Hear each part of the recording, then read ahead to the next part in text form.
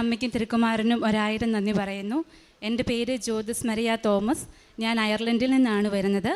നാട്ടിൽ ഇടുക്കി ജില്ല കാഞ്ഞിരപ്പള്ളി രൂപതയിൽ ഇൻഫൻറ്റ് ജീസസ് ചർച്ച് മുളങ്കുന്ന് ഇടവാംഗമാണ്. ഞാൻ ആദ്യമായി കൃപാസനത്തെക്കുറിച്ച് അറിയുന്നത് 2019 ആ സമയത്ത് ഞാൻ സൗദിയിൽ നേഴ്സായിട്ട് വർക്ക് ചെയ്യുമായിരുന്നു. അപ്പോഴാണ് ഞാൻ ആദ്യമായിട്ട് light a candle prayer request ഇട്ട് ആരംഭിച്ചു. അതിനുശേഷം 2021 മുതൽ ഓൺലൈൻ ഉടമ്പടിയാണ് എടുത്തുകൊണ്ടിരുന്നത് ഇന്ന് അതിനുശേഷം ഞാൻ ആദ്യമായിട്ട് തീർത്ഥാടന ഉടമ്പടി എടുത്തു. ഇപ്പോൾ 2019 ഞാൻ സൗദിയിൽ നേഴ്സായിട്ട് വർക്ക് ചെയ്യുന്ന സമയത്ത് ചെറുപ്പം മുതലേ നല്ല രീതിയിൽ പ്രാർത്ഥനാ ജീവിതത്തിൽ തന്നെ മുൻപോട്ട് വന്ന വ്യക്തിയായിരുന്നു. പക്ഷേ അവിടെ ചെന്നപ്പോൾ പെട്ടെന്ന് നമുക്ക് പരിശുദ്ധ കുർബാനയിൽ സംബന്ധിക്കാനോ പ്രാർത്ഥനകളിൽ സംബന്ധിക്കാനോ യാതൊരു അവസരങ്ങളും ഇല്ലായിരുന്നു. ഞാൻ പ്രത്യേകിച്ച് ഒരു ഉൾസൈഡിലായിരുന്നു വർക്ക് ചെയ്തുകൊണ്ടിരുന്നത്. ആ സമയത്ത് പ്രാർത്ഥനയിൽ നിലനിന്ന് പോകാൻ വേണ്ടിയാണ് ആദ്യമായിട്ട് ഞാൻ light a candle prayer request ഇട്ടത്. അപ്പോൾ അതിനകത്ത് അന്നു മുതൽ ഇന്നു വരെ ഞാൻ എല്ലാ ഉടമ്പടിയിലും ആദ്യത്തെ 2 നിയോഗമായിട്ട് എഴുതിയിരുന്നത് പരിശുദ്ധാത്മാവിനാൽ നിറയ്ക്കുന്നതിനും രണ്ടാമതായിട്ട് പരിശുദ്ധ അമ്മയുടെയും പരിശുദ്ധ ത്രിത്വത്തിൻ്റെയും സംരക്ഷണം എനിക്കും എൻ്റെ കുടുംബത്തിനും ലഭിക്കുന്നതിന് വേണ്ടിയായിരുന്നു. അപ്പോൾ ആ സമയത്ത് പ്രത്യേകിച്ച് എമർജൻസി നിയോഗങ്ങളൊന്നുമില്ലായിരുന്നു. എന്നിരുന്നാലും ഞാൻ മൂന്നാമതായിട്ടൊരു നിയോഗം വെച്ചിരുന്നത്, ഞാൻ സൗദിയിൽ ചെന്നിട്ട് കുറച്ച് മാസങ്ങളായിട്ടും എൻ്റെ സൗദി രജിസ്ട്രേഷൻ പൂർത്തിയാക്കാൻ പറ്റുന്നില്ലായിരുന്നു. നമ്മൾ അവിടെ ചെന്ന് 1 വർഷത്തിനുള്ളിലാണത് പൂർത്തിയാക്കേണ്ടത്. പക്ഷേ എന്നിരുന്നാലും എൻ്റെ പൂർത്തിയാക്കാൻ പറ്റുന്നില്ല. പല മെത്തേഡുകൾ നോക്കി, മെയിലുകൾ അയച്ചു, ഹയർ അതോറിറ്റിയിൽ ബന്ധപ്പെട്ടു. ഞാൻ ഓൾറെഡി പ്രോമട്രി നാട്ടിൽ നിന്ന് പാസ്സായി പോയ വ്യക്തിയായിരുന്നു. പക്ഷേ എനിക്ക് എന്ത് ചെയ്താൽ സൗദി രജിസ്ട്രേഷൻ പൂർത്തിയാക്കാൻ പറ്റുന്നില്ല. അപ്പം ഞാൻ മൂന്നാമത്തെ നിയോഗമായിട്ട് പരിശുദ്ധ അമ്മയുടെ അടുത്ത് സമർപ്പിച്ചത് മെയ് 31 മുൻപായിട്ട് എൻ്റെ സൗദി രജിസ്ട്രേഷൻ എനിക്ക് പൂർത്തിയായി കിട്ടണം. അപ്പോൾ അതൊരു എമർജൻസി നിയോഗമല്ലായിരുന്നു. ഞാൻ എന്നെ തുടർന്ന് പ്രാർത്ഥിച്ചുകൊണ്ടേയിരുന്നു. ഞാൻ ആ നിയോഗത്തെപ്പറ്റി മറന്നുപോയി, ബാക്കിയുള്ള കാര്യങ്ങളുമായിട്ട് മുൻപോട്ട് പോയി. ഞാൻ വെച്ച എല്ലാ നിയോഗങ്ങളും പരിശുദ്ധ അമ്മ സാധിച്ചു തന്നുകൊണ്ടേയിരുന്നു. മെയ് 31 11:55 രാത്രിയിൽ കൃത്യം എനിക്കൊരു മെയിൽ വന്നു, സൗദി രജിസ്ട്രേഷൻ അപ്രൂവ് ആയെന്നും പറഞ്ഞ്. നമ്മളൊരിക്കലും എക്സ്പെക്റ്റ് ചെയ്യുന്നില്ല. ഞാൻ നൈറ്റ് ഡ്യൂട്ടി ചെയ്തുകൊണ്ടിരുന്ന ഒരു സമയമായിരുന്നു. സൗദിയിലെ നിയമം അനുസരിച്ച് 3:30 കഴിഞ്ഞാൽ അവരൊരിക്കലും വർക്ക് ചെയ്യത്തില്ല. പക്ഷേ രാത്രി 11:55 ആയപ്പോഴാണ് എൻ്റെ രജിസ്ട്രേഷൻ അപ്രൂവ് ആയെന്നും പറഞ്ഞ് എനിക്ക് മെയിൽ വരുന്നത്. അത് കഴിഞ്ഞപ്പോൾ എനിക്ക് മനസ്സിലായി, നമ്മുടെ Kripasanam this is something different, ഇതിനൊരു പവർ ഉണ്ടെന്ന് മനസ്സിലായി. അന്ന് മുതൽ ഞാൻ കൂടുതൽ തീക്ഷ്ണമായിട്ട് പ്രാർത്ഥിച്ചുകൊണ്ടേയിരുന്നു. 3 മാസം കൂടുമ്പോൾ, ആ സമയത്ത് ഓൺലൈൻ ഉടമ്പടി എടുത്തില്ല, ലൈറ്റ് എ ക്യാൻഡിൽ പ്രയർ ആയിരുന്നു. അപ്പോൾ എല്ലാ 90 ദിവസം കൂടുമ്പോൾ ഞാൻ പുതിയ light a candle prayer request ഇടും. അങ്ങനെയാണ് പ്രാർത്ഥിച്ചുകൊണ്ടിരുന്നത്. അടുത്ത എൻ്റെ വലിയൊരു നിയോഗം എൻ്റെ വിവാഹമായിരുന്നു. നോർമലി ആ വർഷം തന്നെ വിവാഹ ജീവിതത്തെപ്പറ്റി ആലോചന തുടങ്ങി. അപ്പോൾ ഞാൻ പരിശുദ്ധ അമ്മയോട് പറഞ്ഞു, അമ്മ ആഗ്രഹിക്കുന്ന ഒരു സമയത്ത് ഒരു ജീവിത പങ്കാളിയെ, അമ്മയും തിരുക്കുമാരനെ ഇഷ്ടപ്പെടുന്ന ഒരു വ്യക്തിയെ എനിക്കായി കണ്ടുപിടിച്ച് തരണമെന്ന്. നാട്ടിൽ സെപ്റ്റംബറിൽ വന്നു. ആ സമയത്ത് തന്നെ അമ്മ എനിക്കായിട്ട് ഒരു വ്യക്തിയെ കണ്ടെത്തി തന്നു. ഞങ്ങളുടെ വിവാഹം ഉറപ്പിച്ചു. 2 മാസത്തിന് ശേഷം വിവാഹം നടത്താനായിരുന്നു തീരുമാനിച്ചിരുന്നത്. ആ ജനുവരി മുതൽ കോവിഡ് സ്റ്റാർട്ട് ചെയ്തു. 2 മാസം എന്നുള്ളത് 1 വർഷമായി. 1.5 വർഷമാകാറായിട്ടും എനിക്ക് നാട്ടിൽ വരാൻ പറ്റിയില്ല. ചേട്ടൻ ഡൽഹിയിലായിരുന്നു, ഞാൻ സൗദിയിലാണ്. എല്ലാവിധ പ്രഷറും സ്ട്രെസ്സെല്ലാം കൂടി ഒന്നും നടക്കുന്നില്ല. അപ്പോൾ അമ്മയുടെ അടുത്ത് ഞാൻ കണ്ടിന്യൂസ് ആയിട്ട് പ്രാർത്ഥിച്ചുകൊണ്ടേയിരുന്നു. പക്ഷെ ഒരിക്കലും നിർബന്ധിച്ച് പറഞ്ഞില്ല. പക്ഷെ അമ്മ ആഗ്രഹിക്കുന്ന സമയത്ത് നടത്തി തരണമെന്ന് പറഞ്ഞു.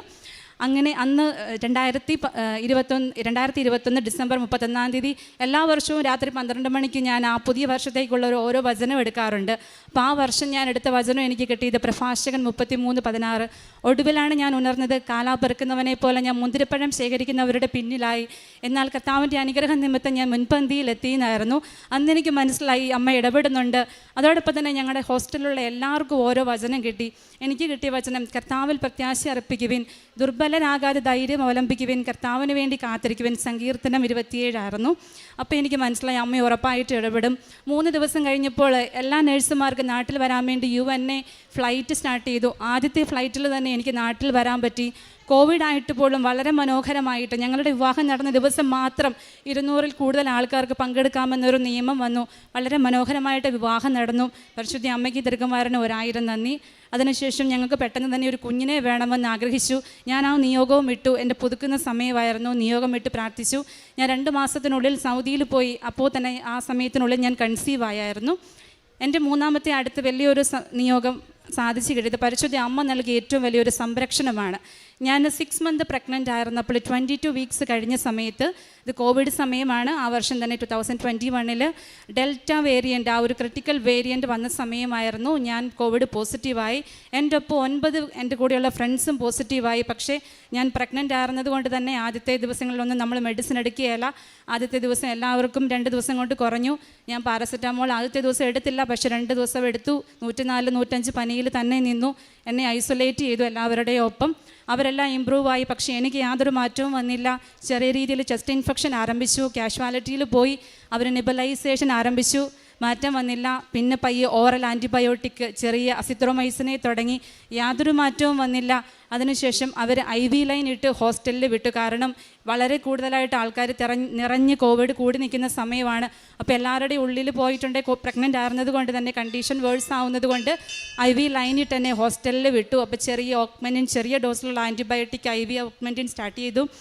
പക്ഷേ പനിയിലോ ചെസ്റ്റ് ഇൻഫെക്ഷനിലോ യാതൊരു കുറവും വന്നില്ല. 4ാമത്തെ ദിവസം വീണ്ടും കാഷ്വാലിറ്റിയിൽ പോയി. അവർ എക്സ്റേ എന്നോട് എടുക്കണമെന്ന് പറഞ്ഞു. പക്ഷേ പ്രഗ്നൻ്റാണ്, നമ്മൾ ഓഫ് കോഴ്സ് ഇനിഷ്യലി സമ്മതിച്ചില്ല.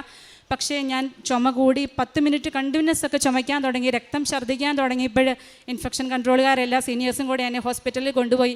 അവരെന്നെ ഹോസ്പിറ്റലിൽ അഡ്മിറ്റ് ചെയ്തു.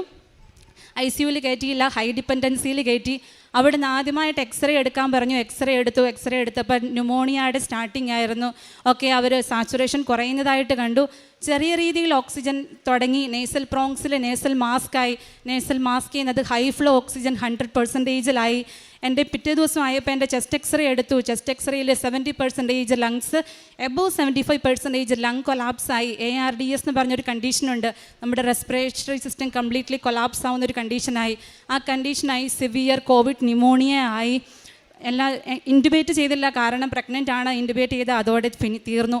അതുകൊണ്ട് തന്നെ ഇൻറ്റുബേറ്റ് ചെയ്തില്ല. ഈ ഹൈ ഫ്ലോയിൽ മുന്നോട്ട് പോയി. എല്ലാവിധ ആൻറ്റിബയോട്ടിക്സും സ്റ്റാർട്ട് ചെയ്തു. ചെറിയ രീതിയിൽ തുടങ്ങി. ഹൈ ഫ്ലോ എല്ലാവരും ജെൻറ്റാമൈസിൻ, വാങ്കോമൈസിൻ, നഴ്സസിനറിയാം, ലിനസോളിഡ് എന്ന് പറയും. അതൊക്കെ നോർമൽ ഒരു പേഷ്യൻറ്റിന് എടുത്താൽ അത് കോൺട്രാഇൻഡിക്കേറ്റഡ് ആണ്. പക്ഷേ പ്രഗ്നൻ്റായി എൻ്റെ ഉള്ളിലെടുക്കുമ്പോൾ ഓരോ ഡോസിനും അവർ ഓരോ കൺസെൻറ്റ് എടുത്തുകൊണ്ടാണ്. അപ്പോഴും ഇവിടെ അച്ഛൻ പറയാറുണ്ട്, ചില സമയത്ത് നമുക്ക് തമ്പുരാൻ്റെ മുന്നേ നോക്കി ഒന്ന് വിളിക്കാൻ പോലും പറ്റത്തില്ലാത്ത സമയം വരും. പക്ഷേ നിൻ്റെ മുന്നിൽ കുറച്ച് തമ്പുരാൻ്റെ അടുത്ത് ഡിപ്പോസിറ്റ് ഉണ്ടെങ്കിൽ നിങ്ങൾ രക്ഷപ്പെടുമെന്ന്. അതിനു മുന്നേ ഞാൻ പരിശുദ്ധ അമ്മയുടെ അടുത്ത് എന്നും പ്രാർത്ഥിക്കുമ്പോൾ പറയുമായിരുന്നു, അമ്മേ ഇന്ന് ഞാൻ നിൻ്റെ മുന്നിൽ മുട്ട് നിൽക്കും, പക്ഷേ എനിക്ക് മുട്ട് നിർത്താൻ പറ്റാത്ത ഒരു സമയം വരും, അന്ന് നീ എന്നെ തിരിഞ്ഞു നോക്കണേ എന്ന് പറയുമായിരുന്നു. അതുപോലെ തന്നെ സംഭവിച്ചു. എനിക്ക് അമ്മയെന്ന് വിളിക്കാൻ പോലും പറ്റാത്തൊരു സാഹചര്യമായിരുന്നു. കംപ്ലീറ്റ് അൺകോൺഷ്യസ് ആയില്ലെങ്കിൽ പോലും എനിക്ക് പകുതി ബോധമില്ലാത്ത അവസ്ഥയായിരുന്നു. അപ്പോൾ അവർ ആൻറ്റിബയോട്ടിക്സ് എല്ലാം, സ്റ്റീറോയിഡൊക്കെ ഹൈ ഡോസ് സ്റ്റീറോയിഡാണ് എടുത്തുകൊണ്ടിരുന്നത്. അപ്പോൾ ഇനിഷ്യൽ 2 ഡേയ്സിലേക്ക് അവർ കുഞ്ഞിനെ മോണിറ്റർ ചെയ്തു. ഹാർട്ട് റേറ്റ് ഉണ്ട്, കുഴപ്പമില്ല. പിന്നീട് അങ്ങോട്ട് കുഞ്ഞിനെ ഉപേക്ഷിച്ചു. കാരണം എന്നെ എന്താണേലും രക്ഷിക്കാൻ പറ്റത്തില്ല. അപ്പം പിന്നെ കുഞ്ഞിൻ്റെ കാര്യം നോക്കിയിട്ട് കാര്യമില്ലല്ലോ. അടുത്തത് അവർ പ്ലാൻ ചെയ്തു അബോർഷൻ ചെയ്യാം. അപ്പം ഫ്ലൈറ്റ് ഇല്ലാത്തതുകൊണ്ട് ഹസ്ബൻഡും ഫാമിലി എല്ലാവരും നാട്ടിലാണ്. എനിക്ക് സംസാരിക്കാൻ പറ്റുന്നില്ല. അതായിരുന്നു ഏറ്റവും വലിയ. അപ്പോൾ എന്ത് തീരുമാനം എടുക്കണമെങ്കിലും അത് ഹസ്ബൻഡിനോട് അവർ ഫോണിൽ കൂടെയാണ് സംസാരിച്ചുകൊണ്ടിരുന്നത്. ഏറ്റവും വലിയ മാതാവ് നൽകിയ അനുഗ്രഹം ഹസ്ബൻഡിന് സ്ട്രോങ് ആയിട്ട് നിൽക്കാൻ പറ്റി. ബാക്കി എല്ലാവരും തളർന്നുപോയി. ഒരു തീരുമാനം എടുക്കാൻ പറ്റുന്നില്ലെങ്കിൽ പോലും അദ്ദേഹത്തിന് ഓരോ തീരുമാനം ഡോക്ടർ ഫോണിൽ കൂടെ ചോദിക്കുമ്പോൾ എടുക്കാൻ പറ്റി. അവസാനം ഞാൻ സമ്മതിച്ചില്ല അബോർഷൻ ചെയ്യാൻ. പക്ഷേ എല്ലാവരും നിർബന്ധിച്ചു, ചെയ്തേ പറ്റൂ. അവിടെ അമ്മയ്ക്കാണ് പ്രാധാന്യം. കുഞ്ഞ് 22 വീക്ക് ആയുള്ളതുകൊണ്ട് കുഞ്ഞിന് പ്രാധാന്യമില്ല. അതുകൊണ്ട് ഹസ്ബൻഡിനോട് ഫോണിൽ കൂടെ കൺസെൻ്റ് എടുത്തു, എൻ്റെ തമ്മാർക്ക് എടുത്തു. എന്നാൽ അമ്മയെന്ന് ഞാനൊന്ന് വിളിച്ചു.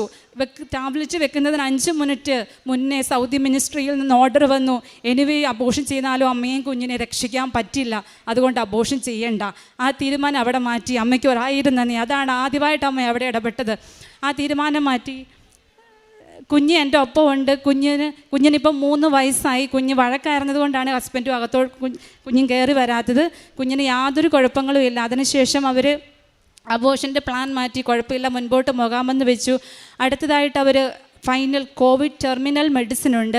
വേറെ ഒന്നും കൊണ്ട് എനിവേ രക്ഷപ്പെടുത്താൻ പറ്റത്തില്ല. എന്തെങ്കിലും ഒരു സിംറ്റോമാറ്റിക് മാനേജ്മെൻറ്റ് ഉണ്ടാകുമെങ്കിൽ അങ്ങനെ കൊടുക്കാമെന്നുള്ള രീതിയിൽ കോവിഡ് ടെർമിനൽ മെഡിസിൻ ടോസിലിസ്മാവെന്ന് വരും. ₹1,000 ലക്ഷങ്ങൾ വിലയുള്ള മരുന്നാണ്. ആ സമയത്ത് ഞാൻ കോൺഷ്യസ് അല്ലായിരുന്നത് കൊണ്ട് തന്നെ എനിക്ക് പൈസ അടയ്ക്കാൻ പറ്റില്ല. ഹസ്ബൻഡിന് പെട്ടെന്ന് പൈസ അങ്ങോട്ട് അയക്കാനുമുള്ള മാർഗ്ഗമില്ല. അപ്പോൾ എല്ലാവരും നേഴ്സസ് മിനിസ്ട്രികളെല്ലാവരും പൈസ കളക്ട് ചെയ്യാൻ തുടങ്ങി. പക്ഷേ എൻ്റെ ഒരു സുഹൃത്ത് അവിടുത്തെ ഒരു പേഷ്യൻറ്റിന്, ഒരു ഡയാലിസിസ് പേഷ്യൻറ്റിനാണ്, അദ്ദേഹത്തിനോട് ചോദിച്ചു, ഇവർക്ക് വേണ്ടി ഒരു 10 രൂപ തരാമോ? അദ്ദേഹം നോർമലി ഒരു പച്ചവെള്ളം പോലും കൊടുക്കുകയല്ലാത്തൊരു വ്യക്തിയായിരുന്നു. എന്നാൽ അദ്ദേഹം പറഞ്ഞു, ഞാൻ ഇവർക്ക് വേണ്ടി എൻ്റെ ഫുൾ പൈസയും എമൗണ്ട് പേ ചെയ്തോളാന്ന്.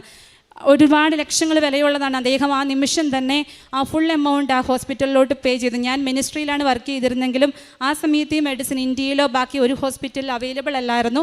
അവിടെ ഒരു പ്രൈവറ്റ് ഹോസ്പിറ്റലിൽ മാത്രമേ അവൈലബിൾ ഉണ്ടായിരുന്നു. അതുകൊണ്ട് തന്നെ അദ്ദേഹം പറഞ്ഞ ഒരേ ഒരു കാര്യം, അള്ളാഹ് എന്നോട് പറയുന്നു ഞാൻ ഇവർക്ക് വേണ്ടി ചെയ്യുന്നു.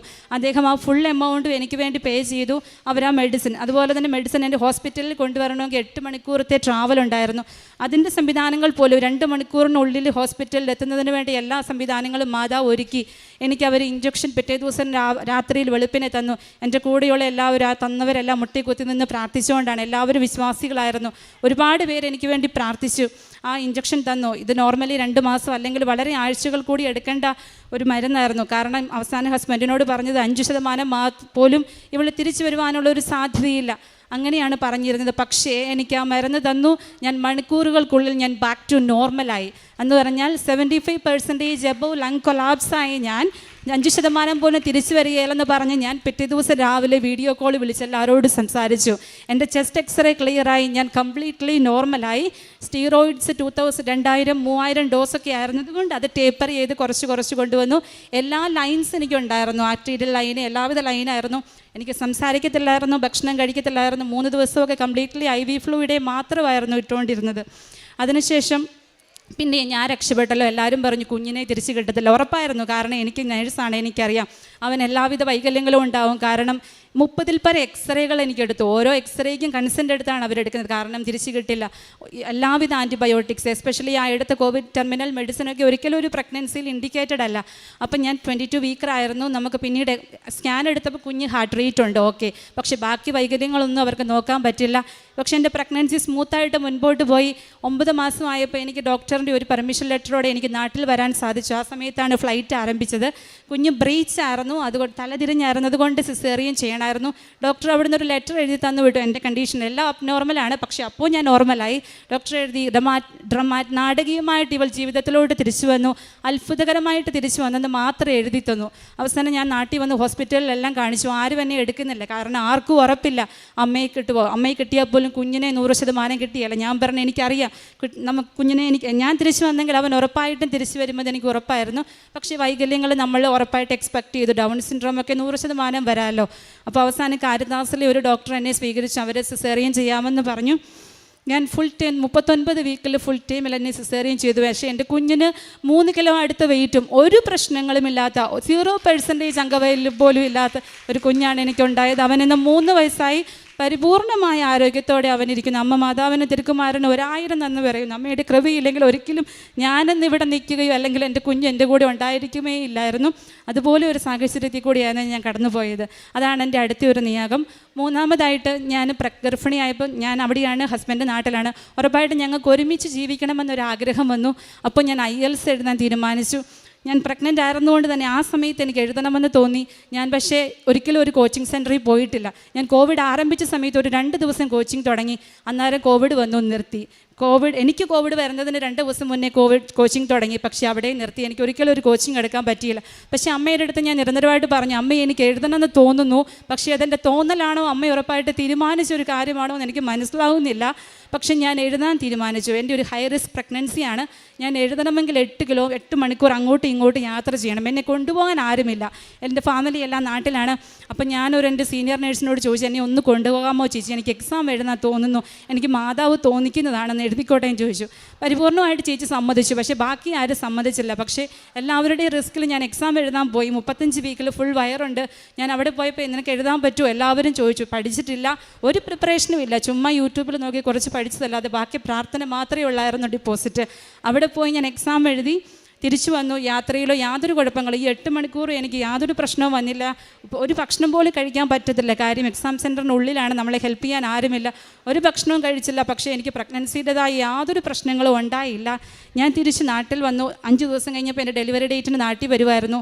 നാട്ടിൽ വന്നു, എൻ്റെ എക്സാം റിസൾട്ട് വന്നു. ഞാൻ ഫുള്ള് പാസ്സായി. നല്ല മാർക്കോടെ എനിക്ക് IELTS പാസ്സായി.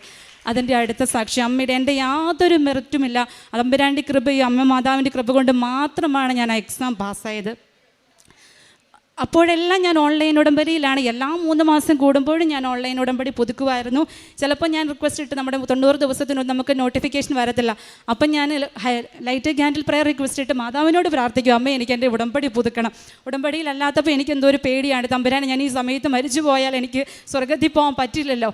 പക്ഷേ അത് അന്നേരം പിന്നെ ഞാൻ റിപ്പീറ്റ് ചെയ്യുമ്പോൾ ഉറപ്പായിട്ടും എനിക്ക് ആ ഉടമ്പടി പുതുക്കാൻ പറ്റുന്നുണ്ടായിരുന്നു. ഞാനത് മുടക്കാതെ തന്നെ മുന്നോട്ട് പോകുമായിരുന്നു. അതിനുശേഷം ഏത് രാജ്യം സെലക്ട് ചെയ്യണമെന്നൊരു ക്വസ്റ്റ്യൻ വന്നു. നമുക്ക് എന്ത് രാജ്യത്ത് നോർമലി എല്ലാവരും പറയുന്നത് പോലെ UK പോകാം, അങ്ങനെ തോന്നിച്ചു. ഞാൻ ആ ഒരു തീരുമാനം എടുത്ത്. പക്ഷേ എൻ്റെ ഫാദറും ഹസ്ബൻഡും പറഞ്ഞു വേണ്ട, നമുക്ക് അയർലൻഡിൽ പോകാമെന്ന്. പിന്നീട് എനിക്ക് മനസ്സിലായി എന്തുകൊണ്ടാണ് അയർലൻഡ് തോന്നിച്ചത്. അമ്മ പ്രത്യക്ഷപ്പെട്ട രാജ്യമാണ് അയർലൻഡ്. അയർലൻഡിലെ നോക്കിൽ അമ്മ പ്രത്യക്ഷപ്പെട്ടിട്ടുണ്ട്. നോർമലി അയർലൻഡ് പ്രോസസ്സിങ്ങിന് 2 വർഷം എടുക്കും. അപ്പോൾ എനിക്ക് താല്പര്യമില്ല, തുടങ്ങിയാൽ ഒരിക്കലും ഇത് തീരത്തില്ലല്ലോ. നമുക്ക് കുഞ്ഞ് ഓൾറെഡി എനിക്ക് ഡെലിവറായി പെട്ടെന്ന് തന്നെ. പക്ഷേ ഞാൻ എൻ്റെ ഒരു ഫ്രണ്ട് എനിക്കൊരു ഏജൻസിയുടെ നമ്പർ തന്നു. ഞാൻ അയർലൻഡ് പ്രോസസ്സിങ് സ്റ്റാർട്ട് ചെയ്തു. എൻ്റെ 3 മാസത്തിനുള്ളിൽ എനിക്കെൻ്റെ DL കിട്ടി. അതിനുശേഷം ഞാനൊരു മെറ്റേണിറ്റി ഹോസ്പിറ്റലിലാണ് ഇപ്പോൾ അയർലൻഡിൽ വർക്ക് ചെയ്യുന്നത്. എല്ലാവർക്കും അറിയാവുമെന്ന് അറിയത്തില്ല, ഒരിക്കലും ഒരു മറ്റൊരു രാജ്യത്ത് നിന്ന് നമുക്ക് മെറ്റേണിറ്റി ഹോസ്പിറ്റലിലോട്ട് യൂറോപ്യൻ രാജ്യത്തോട്ട് പോകാൻ പറ്റില്ല. കാരണം നേഴ്സിംഗ് നമ്മുടെ ഇവിടെ 4 വർഷം പഠിക്കുന്നത് പോലെ തന്നെ അവർക്ക് അവിടെ 4 വർഷത്തെ ഒരു കോഴ്സാണ് ഈ മെറ്റേണിറ്റി മിഡ്വൈഫറി എന്ന് പറയുന്നത്. അതുകൊണ്ട് തന്നെ ഇന്ത്യയിൽ നിന്ന് ഒരിക്കലും അവർ മെറ്റേണിറ്റി ഹോസ്പിറ്റലിലോട്ട് സെലക്ട് ചെയ്യത്തില്ല. നമുക്ക് മെഡിക്കൽ സർജിക്കലിൻ്റെ ബാക്കി ഏത് ഡിപ്പാർട്ട്മെൻറ്റിലും പോകാം, മെറ്റേണിറ്റി പോകാൻ പറ്റത്തില്ല. പക്ഷേ ഞാൻ സൗദിയിൽ വർക്ക് ചെയ്ത സമയത്ത് 4 വർഷം മെറ്റേണിറ്റി ആയിരുന്നു.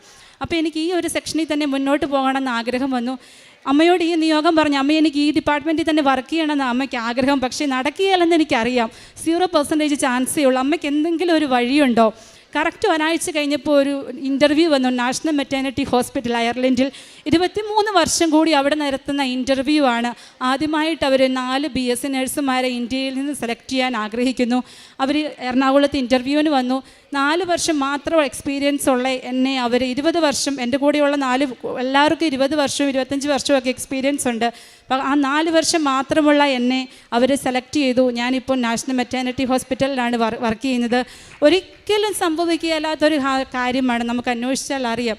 അമ്മയുടെ ഒരു കൃപ കൊണ്ട് മാത്രമാണ് എനിക്ക് ആ ഇൻ്റർവ്യൂവിൽ പാസ്സാകാൻ പറ്റിയതും ഇന്ന് എനിക്ക് അവിടെ പോകാൻ പറ്റിയത്. അമ്മയ്ക്കും തിരുക്കുമാരനും 1000 നന്ദി പറയുന്നു. അതിനുശേഷം പെട്ടെന്ന് തന്നെ എൻ്റെ പ്രോസസ്സിങ് നടന്നു. ജൂലൈയിൽ ഇൻ്റർവ്യൂ പാസ്സായി. ഒക്ടോബർ നവംബറിൽ പോകാമെന്നായിരുന്നു എല്ലാം ചെയ്തു. പക്ഷേ ഒരു 2 മാസത്തെ ഡിലേ വന്ന് പോകാൻ പറ്റിയില്ല. അത് ജനുവരിയിലോട്ട് മാറ്റി. അമ്മയോട് ചോദിച്ചു, എന്താ അമ്മ ഇങ്ങനെ ഒരു താമസം? ഒരിക്കലും ഒത്തിരി ലാഗായില്ല, ഇപ്പോഴൊക്കെയാണ് വർഷങ്ങളെടുക്കും. പക്ഷേ അന്ന് എനിക്കൊരു വിഷമം വന്നു. പക്ഷേ എനിക്ക് താമസിച്ചതിൻ്റെ കാര്യം അന്നും മനസ്സിലായില്ല. പിന്നെ മനസ്സിലായി അക്കോമഡേഷനൊക്കെ കിട്ടാൻ അവിടെ വളരെ പാടാണ്. പക്ഷേ ജനുവരി തൊട്ട് പോകുന്ന വ്യക്തികൾക്കെല്ലാം ഞങ്ങളുടെ ഹോസ്പിറ്റലിൽ നിന്ന് അവർ 3 മാസം ഫ്രീ ആയിട്ട് അക്കോമഡേഷൻ കൊടുത്തു. അതോടൊപ്പം തന്നെ ഞാൻ മാതാവിൻ്റെ അടുത്ത് ഒരു കാര്യമേ ചോദിച്ചുള്ളൂ, ഞാൻ ഒരു മണിക്കൂർ യാത്ര ചെയ്ത് പോകുന്ന ഹോസ്പിറ്റലിൽ ഞാൻ വർക്ക് ചെയ്തോളാം, പക്ഷേ എനിക്ക് 5 മിനിറ്റ് ദൂരത്ത് പള്ളിയുള്ളിടത്ത് എനിക്ക് അക്കോമഡേഷൻ തരണേന്ന്. അത് ഞാൻ അവിടെ എൻ്റെ ഫ്രണ്ട്സിനോടും പറയുമായിരുന്നു, അങ്ങനെ കിട്ടണമെന്ന് നമുക്ക് പ്രാർത്ഥിക്കാം. അതുപോലെ തന്നെ അമ്മ എനിക്ക് ഹോസ്പിറ്റലിൽ പോകണമെങ്കിൽ 1 മണിക്കൂർ ദൂരം ഞാൻ ബസ്സിൽ യാത്ര ചെയ്യണം. പക്ഷേ എനിക്ക് 5 മിനിറ്റ് എനിക്ക് വേണമെന്ന് തോന്നുമ്പോൾ തമ്പുരാനെ പോയി കാണാനുള്ള 5 മിനിറ്റ് ദൂരത്തിൽ എനിക്ക് പള്ളിയുള്ളൊരു സ്ഥലം തമ്പുരാൻ എനിക്ക് തന്നു. എനിക്ക് എപ്പോൾ വേണമെങ്കിലും പോകാൻ പറ്റുമായിരുന്നു. ആ അമ്മയ്ക്കും തിരുക്കുമാരനും 1000 നന്ദി പറയുന്നു. ആ ഒരു 3 മാസം ഞങ്ങൾ ഫ്രീ ആയിട്ട് നിന്നു. അതോടൊപ്പം തന്നെ അവിടെ ചെന്ന് കഴിഞ്ഞുള്ള വലിയൊരു എക്സാമാണ് ആപ്റ്റിറ്റ്യൂഡ് എക്സാം.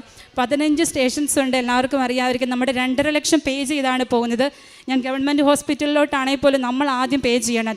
പാസ്സായി കഴിയുമ്പോഴേ അവർ തിരിച്ചു തരുള്ളൂ, അല്ലെങ്കിൽ നമ്മൾ റിട്ടേൺ പോകണം.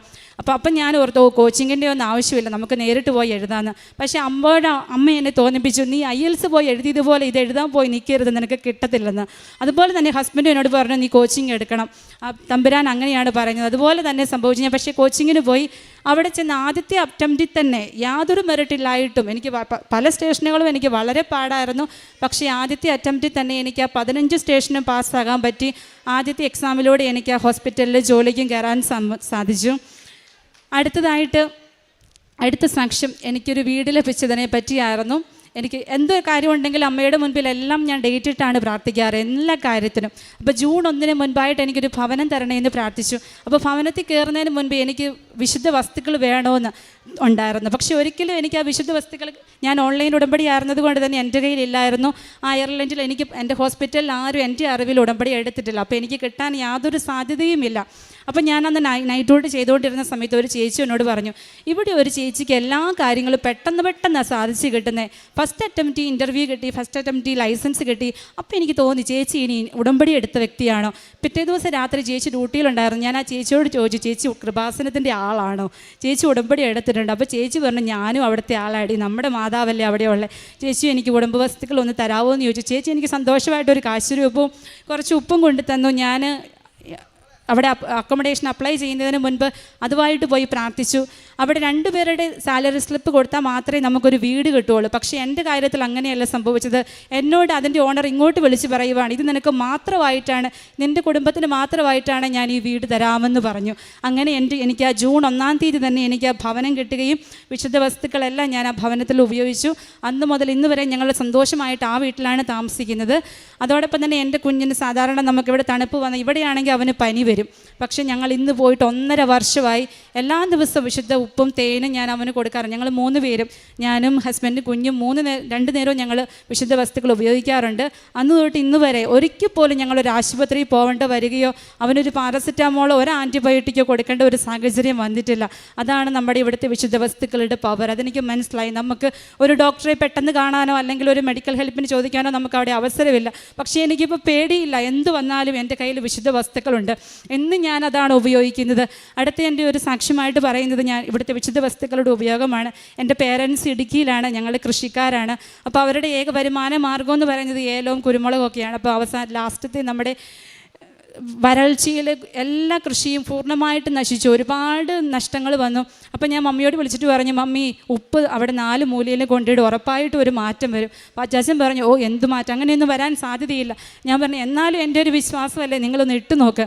4 മൂലയിൽ വിട്ടു. ഏറ്റവും കൂടുതൽ വിളവ് കിട്ടിയത് ആ വരൾച്ച കഴിഞ്ഞെടുത്ത സമയത്തെ കൃഷിയിലാണ് ഞങ്ങൾക്ക് ഏറ്റവും കൂടുതൽ വിളവ് കിട്ടിയത്.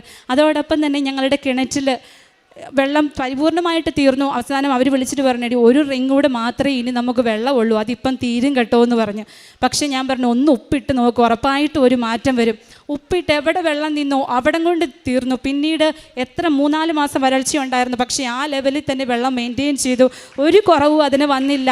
അത് കൂടിയതല്ലാതെ യാതൊരു മാറ്റവും വന്നില്ല. പരിശുദ്ധ അമ്മയ്ക്കും തിരുക്കുമാരനും 1000 നന്ദി പറയുന്നു. ഞാൻ കാരുണ്യ പ്രവർത്തികളായിട്ട് ചെയ്തുകൊണ്ടിരുന്നത്, ഞാൻ ഒരു നേഴ്സാണ്. അതുകൊണ്ട് തന്നെ ഞാൻ എല്ലാവരും എൻ്റെ മുന്നിൽ വരുന്ന ഏതൊരു വ്യക്തിയാണെങ്കിലും എന്നെക്കൊണ്ട് ചെയ്യാൻ പറ്റുന്ന എല്ലാ സഹായങ്ങളും കൃപകൾ ഞാൻ അവർക്ക് ചെയ്തു കൊടുക്കാറുണ്ട്.